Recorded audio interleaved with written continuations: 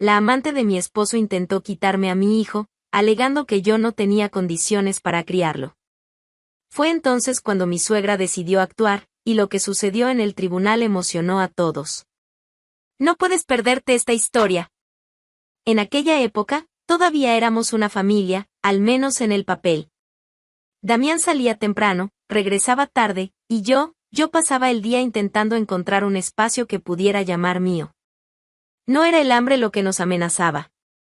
Era otra cosa, el vacío de no tener un lugar donde echar raíces propias, la humillación de depender de un marido que, aunque presente, ya parecía demasiado distante. Mateo, con sus 6 años y ojos vivaces, era lo que me mantenía de pie. Cada mañana, lo dejaba en la escuela, le daba un beso rápido en la frente y salía a enfrentar una rutina que ya se había vuelto casi automática, golpear de puerta en puerta, entregar currículums arrugados de tanto ir en mi bolso gastado. El problema era que, en San Andrés, las oportunidades eran tan raras como los días de sol pleno en invierno. No tenemos vacantes, señora. Decían, con un gesto rápido, como quien ahuyenta un pájaro de la ventana. Aún así, yo insistía. Aceptaba entrevistas para cargos que ni siquiera entendía bien, prometía aprender lo que fuera necesario, hacía lo imposible por parecer segura. En la fila del mercado o esperando el autobús, escuchaba los comentarios disfrazados. Pobrecita de Isabela, Damián debería haber elegido mejor. Las palabras no dolían tanto como las miradas, como si yo fuera una carga silenciosa que él llevaba. Solo yo sabía cuántas veces dejé de comprar algo para mí, para que Mateo pudiera tener su merienda favorita en la escuela. Por las tardes, cuando la marea baja dejaba la playa cubierta de algas y conchas rotas, llevaba a Mateo allí. Él corría por la arena húmeda, recogiendo piedritas como si fueran tesoros. Y yo me sentaba en una roca fría, observándolo, con la cabeza llena de cuentas por pagar y ninguna respuesta concreta. No era falta de esfuerzo. Era como correr contra el viento. Una tarde, después de otra entrevista frustrada para ser asistente administrativa en una pequeña transportadora, llegué a casa cansada. Damián ya estaba allí, sentado en el sofá, mirando las noticias locales como si nada a su alrededor le importara. ¿Alguna novedad?, preguntó, sin quitar los ojos de la televisión. Nada aún, pero estoy esperando respuesta de la panadería del centro. Me dijeron que tal vez necesiten a alguien para atender. Murmuró algo entre un y un suspiro de impaciencia. No peleábamos. La indiferencia era peor. Era como intentar gritar bajo el agua. Mateo corrió hacia mí, sonriendo, sosteniendo un dibujo. Mamá. Mira, hice a los 3 yendo a Marte. Tú eres la comandante. Sonreí y abracé ese cuerpecito flaco. Para él, yo era invencible. Y por él, seguía fingiendo que realmente lo era. Fue una tarde que parecía como cualquier otra cuando mi vida se hizo polvo. El frío ya cortaba las calles de San Andrés como cuchillos cuando volví a casa, después de otra caminata inútil por la ciudad.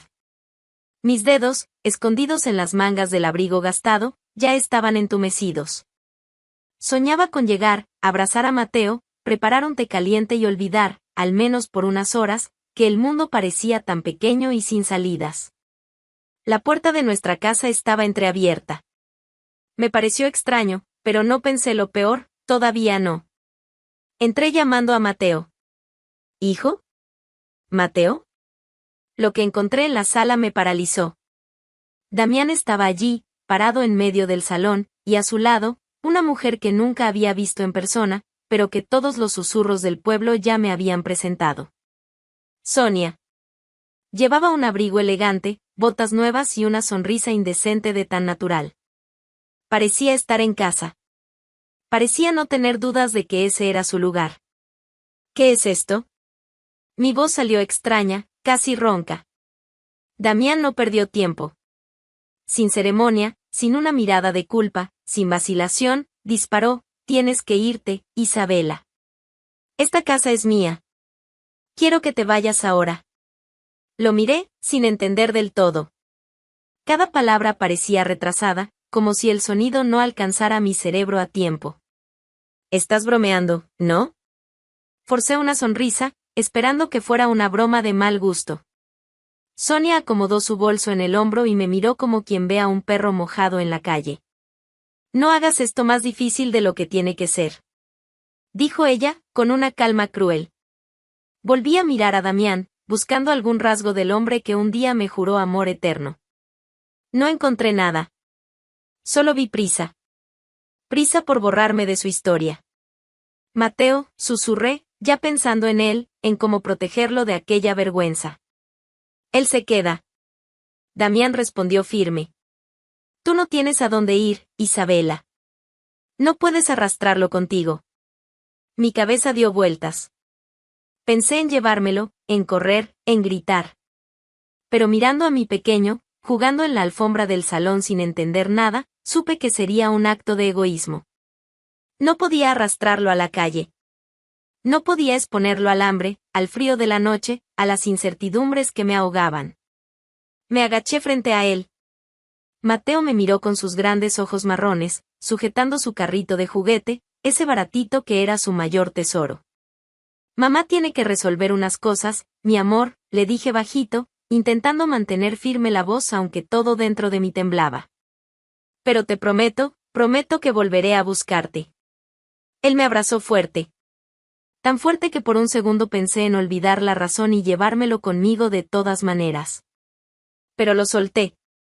Dejé que sus manitas se deslizaran de las mías, mientras Damián observaba con los brazos cruzados y Sonia ya planeaba la nueva decoración de la sala. Di unos pasos hacia atrás, sin poder apartar los ojos de Mateo, que quedó parado en medio de la sala, con su carrito colgando de la mano. La imagen de él allí, tan pequeño, tan confundido y tan solo, quedó grabada en mí como una cicatriz que ningún tiempo borraría. Salí sin mirar atrás. Porque si miraba, no sería capaz de irme. Y mientras el viento nocturno empujaba mis pasos lejos de lo que un día llamé hogar, sentí, sin necesidad de confirmarlo, que aquella promesa que le hice a mi hijo sería lo que me sostendría hasta el final. Volvería. Aunque el mundo entero intentara impedirlo. Sin casa, sin destino cierto, con el corazón hecho pedazos demasiado pequeños para juntar. Pero lo que más dolía era el vacío del abrazo de Mateo. Ese calorcito, ese olor a infancia, ahora eran solo memoria. Sin embargo, el mundo no se detuvo por mí. Mientras dormía en habitaciones alquiladas, en camas que crujían con cada suspiro, Mateo seguía su rutina en la casa que antes fue nuestra. Y Sonia, la mujer que había destruido todo, empezó a mostrarse de una forma que jamás hubiera imaginado. Cuidaba de él.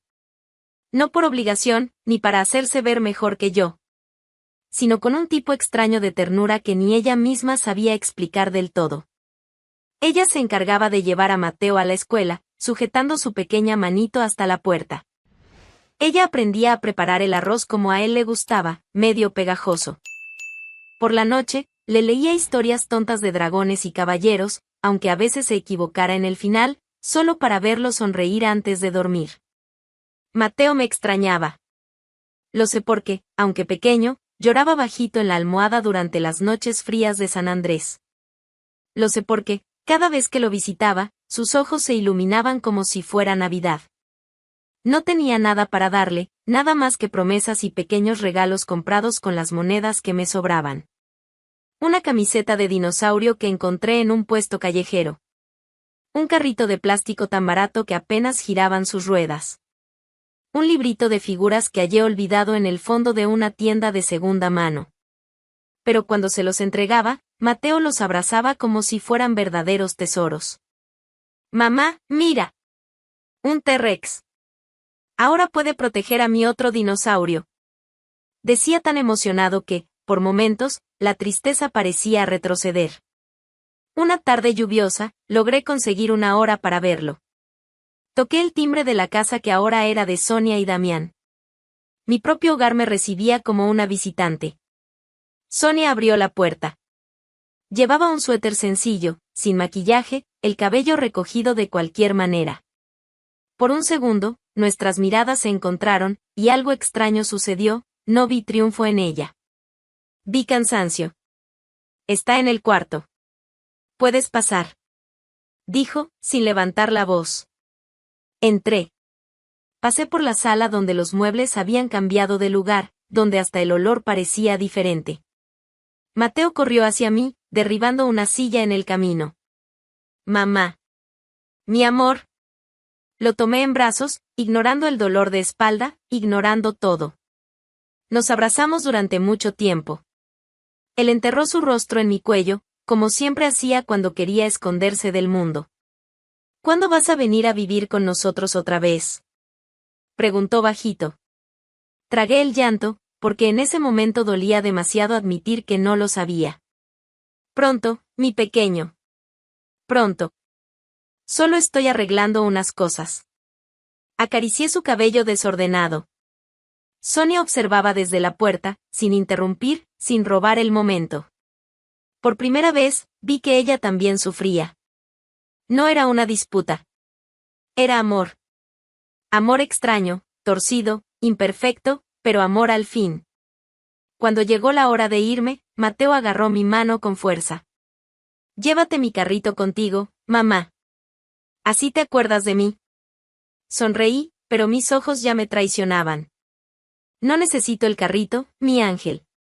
Tú ya estás aquí, puse la mano sobre mi pecho, bien guardadito. Bajé la calle con el viento lanzándome arena a los ojos, y por primera vez, no supe si era el viento o mis lágrimas. Pero una cosa sabía, cada visita, cada juguete tonto, cada abrazo apretado, reforzaba la promesa que le hice aquella tarde cruel. Volvería. Y esta vez, para nunca más soltar su mano. Pensaba que ya lo había perdido todo. Pensaba que nada podría doler más que salir de aquella casa llevando solo una promesa para mi hijo. Estaba equivocada. Entonces, los papeles llegaron una mañana, deslizándose bajo la puerta como un golpe bajo. Leí una vez. Leí de nuevo. Mi cabeza no quería aceptar. Solicitud de custodia definitiva de Mateo. Damián no solo había aceptado mi ausencia, la oficializaba, como si fuera natural borrar a una madre de la vida de su hijo. Su firma al final de las páginas me quemaba más que cualquier palabra fría impresa. Sonia había impulsado todo. No había dudas. Su prisa por estabilizar el nuevo hogar pasaba por encima de los lazos que Mateo y yo habíamos tardado años en construir. Sentada en el borde de la cama de pensión donde me escondía del mundo, miraba el suelo de tablones gastados, intentando entender cómo luchar contra algo tan grande sin armas en las manos. No tenía dinero para pagar un abogado. Ni siquiera tenía una dirección fija para argumentar que podía ofrecer un hogar. No tenía testigos. Todo el pueblo sabía que yo era la que no había conseguido nada en la vida. Quise rendirme. Aceptar que me habían vencido. Pero antes de que la resignación pudiera echar raíces, golpearon la puerta. Me levanté desconfiada. Y cuando abrí, casi no lo creí. Dolores. La vieja Dolores, con su abrigo negro y la mirada firme que siempre me intimidó más que cualquier palabra. ¿Puedo pasar? Preguntó sin ceremonia. Le di paso. Entró sin esperar invitación, barriendo el pequeño cuarto con su mirada crítica. No voy a andarme con rodeos, Isabela. Sé del proceso. Me senté de nuevo en el borde de la cama, mientras ella permanecía de pie, como si la sola idea de acomodarse en un lugar tan pequeño fuera una ofensa. Vine a decirte que no estoy del lado de mi hijo. Ni de ella. Dolores hablaba como quien clava estacas en el suelo, marcando territorio. No dejaba espacio para dudas. Mateo es tu hijo. Fuiste tú quien lo crió. Quien soportó todas las dificultades. ¿Y ahora quieren borrarte como si fueras un error? No. No lo voy a permitir. Su voz temblaba, no de debilidad, sino de indignación. Y fue eso lo que rompió la armadura que intentaba vestirme. Pero no tengo cómo luchar, mi voz salió pequeña, una sombra de lo que fui. Ella me miró como si hubiera blasfemado. Tienes lo que importa. Dijo Dolores, acercándose hasta que pude sentir el amargo olor a naftalina de su ropa. Tienes la verdad de tu lado. Y yo también. Yo vi. Vi quién siempre estuvo al lado de ese niño. No fue mi hijo, no fue esa mujer, fuiste tú. Las lágrimas llegaron sin aviso, calientes y traicioneras. No intenté contenerlas. Dolores no era una mujer que exigiera orgullo a cambio de dignidad. Conozco a un abogado. Un hombre honesto, que aún respeta las palabras que dice. Él te va a ayudar. Sin cobrar. Intenté agradecer, pero las palabras se me atoraron en la garganta. Ella puso su mano firme sobre mi hombro. No creas que es bondad. No lo es. Sonrió de lado, con ese gesto duro que era solo suyo. Es justicia. Mateo necesita a su madre. No un nombre bonito ni una casa grande. Nos quedamos en silencio un momento que pareció durar siglos. La lluvia golpeaba débilmente la ventana, como si el mundo afuera estuviera en pausa. Finalmente, Dolores dio 2 palmadas breves en mi hombro y se giró para salir. Antes de llegar a la puerta, lanzó sus últimas palabras por encima del hombro: levanta la cabeza, Isabela. Va a doler. Va a sangrar. Pero vas a luchar. Y vas a ganar. Me quedé allí, sola otra vez, pero sintiendo algo que ya no recordaba cómo era: fe. No en el destino. No en milagros. Fe en mí misma. Dolores nunca fue una mujer de promesas vacías. Cuando dijo que me ayudaría, cumplió palabra por palabra, sin rodeos. Poco después de nuestro encuentro, me buscó, sentándose frente a mí con la misma seriedad de quien planea una guerra. Hablé con un conocido mío, empezó, acomodando su bolso en el regazo. Trabaja en la cooperativa de pescadores. Necesitan gente confiable para el área de documentación. Es un trabajo honesto, Isabela. No paga fortunas, pero es suficiente para volver a empezar. Casi no podía creerlo. ¿De verdad habló de mí con él? Pregunté, desconfiada, más por costumbre que por querer dudar de ella. Dolores soltó una risa seca, sin humor. Sí, lo dije. Y si quieres saber, no pedí un favor. Solo conté la verdad. Que eres una mujer de palabra, de coraje. Cosas que, por lo visto, escasean por aquí. Al día siguiente, seguí sus instrucciones y llamé a la puerta de la cooperativa. El edificio era antiguo, con paredes amarillentas y un olor a sal impregnado incluso en las cortinas.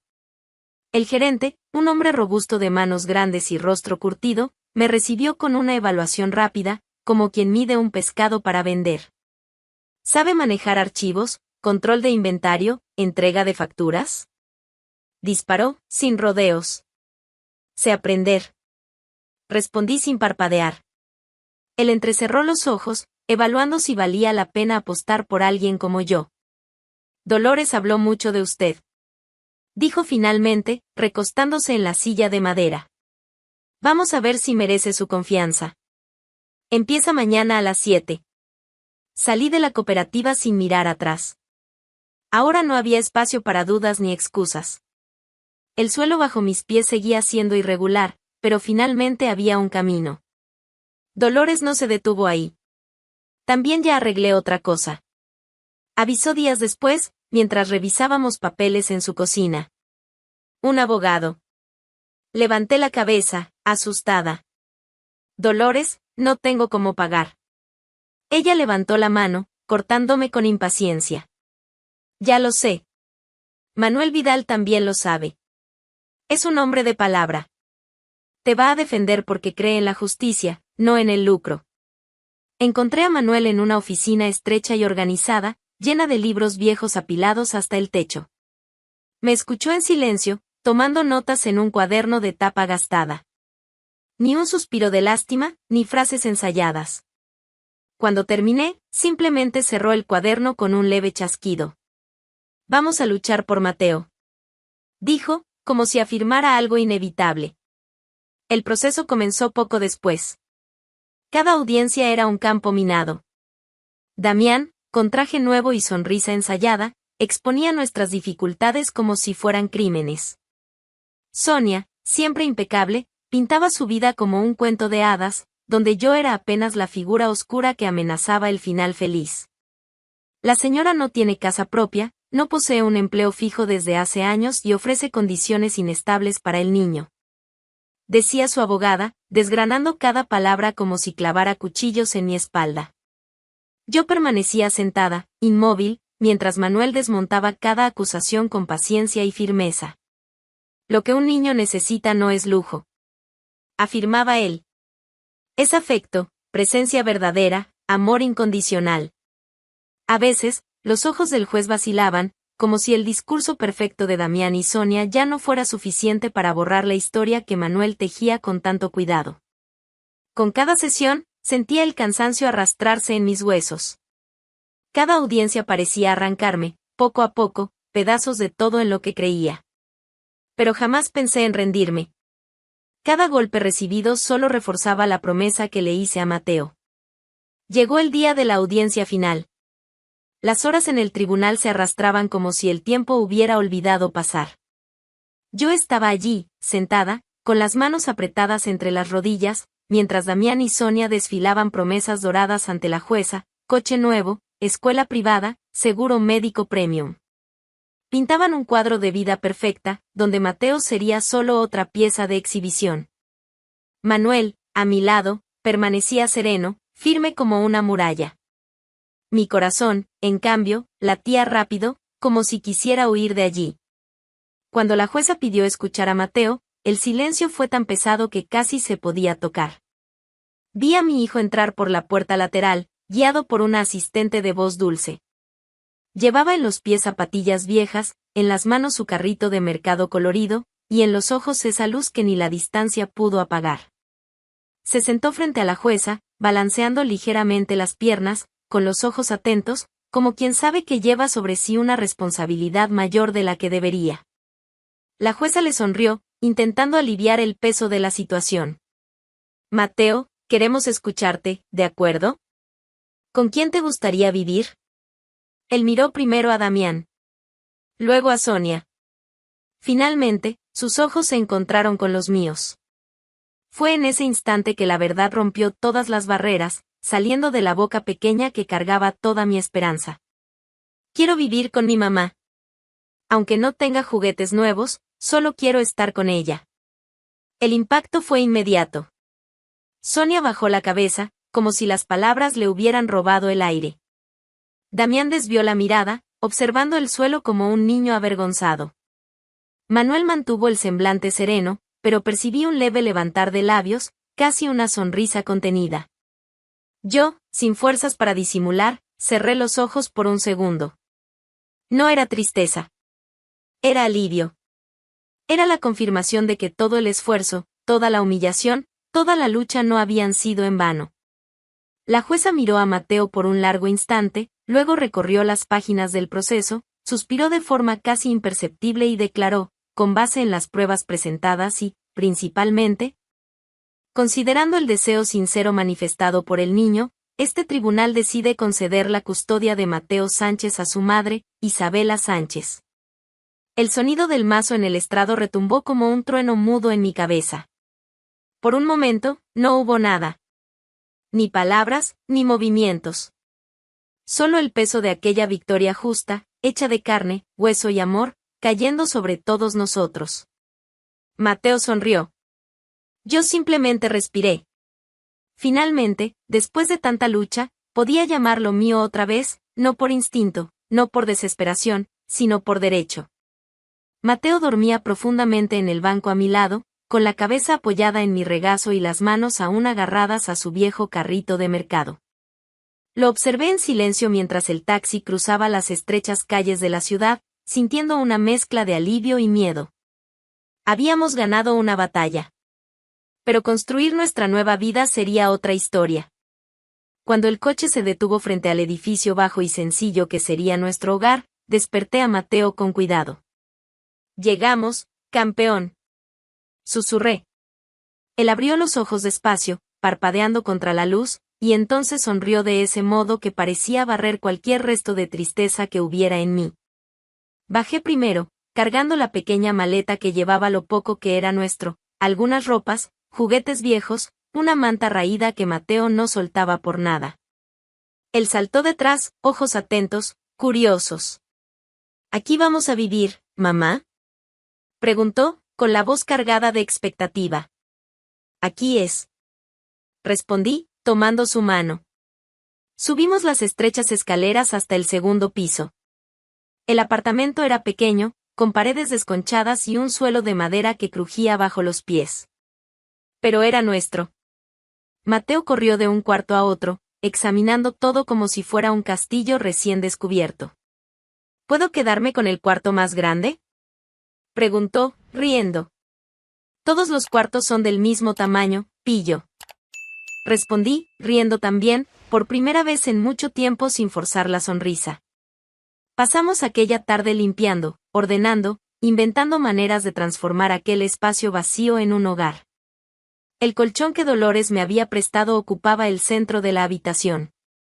La ropa fue doblada en pilas ordenadas en las esquinas. Cada pequeña conquista, un clavo en la pared, una cortina improvisada, parecía un trofeo. Al final del día, nos sentamos juntos en el suelo, rodeados por el caos organizado de la mudanza. Mateo apoyó la cabeza en mi hombro. Mamá, vamos a ser felices aquí, ¿verdad?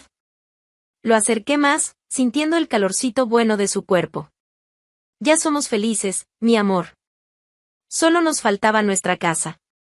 Él sonrió, satisfecho, y volvió a jugar con sus carritos. Poco después, mientras organizaba las últimas cajas, me detuve a observarlo. Cada gesto suyo, cada risa espontánea, era una prueba viva de que todo el sacrificio había valido la pena. Me senté a su lado nuevamente y respiré hondo. Hijo, empecé, con un tono más serio, quería hablar contigo sobre Sonia. Mateo dejó el carrito y me miró, atento. Sé que te gusta, continué, y, si quieres, podemos permitir que venga a visitarte de vez en cuando. No tienes que decidir ahora. Quiero que sepas que es tu elección. Pensó por un momento, como si pesara cada palabra. Me gusta, mamá. Pero ya no quiero vivir allá. No vas a vivir allá, aseguré, acariciando su cabello despeinado. Esta es nuestra casa. Siempre. Mateo sonrió de nuevo, de esos sonrisas que iluminaban todo. Entonces está bien. Puede venir a visitarme, pero luego vuelvo contigo, ¿verdad? Siempre conmigo. Respondí, con un nudo cálido en la garganta. Y esa noche, cuando nos acostamos lado a lado en el colchón improvisado, el silencio entre nosotros estaba lleno de promesas. Miraba el techo descascarado, la bombilla colgando de un cable, y sentía una paz que hacía mucho no conocía. No importaba el tamaño de la casa. No importaba lo que faltaba. Todo lo que realmente importaba estaba allí, el amor, el coraje, y la certeza de que finalmente habíamos empezado de nuevo. Sin mentiras, sin miedo. Solo nosotros dos. Contra el mundo entero, si fuera necesario. Y yo sabía, esta vez, nada ni nadie nos separaría. Los días empezaron a tomar un nuevo ritmo. No era fácil. Nunca lo fue. Pero, por primera vez en mucho tiempo, despertar cada mañana traía una sensación extraña y deliciosa, esperanza. En la cooperativa, mi esfuerzo no pasó desapercibido. Pasé de auxiliar de almacén a encargada de toda la organización interna, ganando un mejor salario y la confianza de los jefes. Trabajaba el doble, a veces volvía a casa con la espalda gritando, pero había orgullo en cada callo de mis manos. Era diferente a todo lo que había sentido antes. Mateo también florecía. En la escuela, los profesores elogiaban su comportamiento, su alegría, su capacidad de adaptación. En casa, inventábamos mundos enteros con cajas de cartón y dibujos garabateados en las paredes.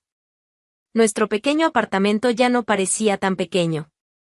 Aún así, el pasado no desapareció. Sonia seguía rondando, aunque de lejos. Una tarde, mientras revisaba documentos en la cocina, escuché unos golpecitos tímidos en la puerta. Mateo corrió a atender antes de que pudiera detenerlo. «Sonia», exclamó, sorprendido, pero con alegría genuina. Dejé la pluma y fui hasta la puerta. Ella estaba allí, vestida con sencillez, sin maquillaje, sosteniendo en las manos una pequeña bolsa de papel con pastelitos de chocolate. «Buenas tardes, Isabela», dijo, sin saber dónde poner las manos. Había nerviosismo en su mirada, como quien pisa terreno minado. Buenas tardes. Respondí, seca, pero sin hostilidad. Ella miró a Mateo, luego volvió a mirarme a mí. Quería saber si podría llevarlo a pasear hoy. Un helado, quizá un parque. Si tú me lo permites. Mateo me miró, ansioso. Vi en sus ojos que quería ir. No porque rechazara nuestra vida, sino porque aún había un cariño sincero allí. Respiré hondo, sopesando todas las opciones en unos segundos. Está bien. Dije finalmente. Pero antes de que anochezca, y me llamas si necesitas algo. Sonia asintió, agradecida, casi emocionada. Lo prometo. Los vi alejarse por la calle, Mateo saltando al lado de ella, y me quedé allí en la puerta por unos segundos, con una sensación agridulce en el pecho. Era extraño compartir algo tan precioso. Pero parte de amar también era permitir que él tuviera más afecto del que yo podía ofrecerle sola. El trabajo seguía siendo exigente, pero las oportunidades surgieron como flores en un terreno que hasta entonces creía estéril. Después de meses ahorrando cada centavo, logré dar un paso que parecía imposible cuando todo comenzó, alquilar una casa de verdad. No era grande, ni lujosa, pero era espaciosa, ventilada, con un pequeño patio trasero donde Mateo podría correr y jugar libremente. Recuerdo el día en que tuve la llave en mis manos. Un pedazo de metal gastado que pesaba más que el oro. Cuando abrí la puerta por primera vez, Mateo corrió adentro como un huracán, riendo fuerte. Mamá. Tenemos patio. ¿Puedo tener un perro? Reí, cerrando la puerta tras de mí. Primero arreglamos la casa, luego pensamos en el perro, pequeño e impaciente. Pasamos el resto del día planeando dónde iría cada cosa, la cama, la estantería improvisada, el rincón para los juguetes. Esa noche, extendimos 2 colchones en el suelo de la sala, solo para celebrar nuestra primera noche allí, sintiendo que el mundo entero cabía dentro de esa nueva casa. Acostados lado a lado, Mateo todavía despierto, susurró en la oscuridad, «Mamá, prometiste que vendrías a buscarnos». Y cumpliste. Sonreí, con lágrimas quemando en los ojos, pero esta vez de felicidad. Siempre cumpliré lo que te prometa, mi amor. Mateo se acurrucó aún más cerca de mí, durmiéndose con una sonrisa en el rostro. Y yo me quedé allí, escuchando su respiración tranquila, sintiendo que finalmente, después de tanto tiempo, la vida empezaba a sonreírnos de nuevo. Más que comodidad, todo niño necesita la presencia y el amor de su madre. Si te gustó esta historia emocionante, haz clic en el botón y descubre más historias como esta en nuestra playlist.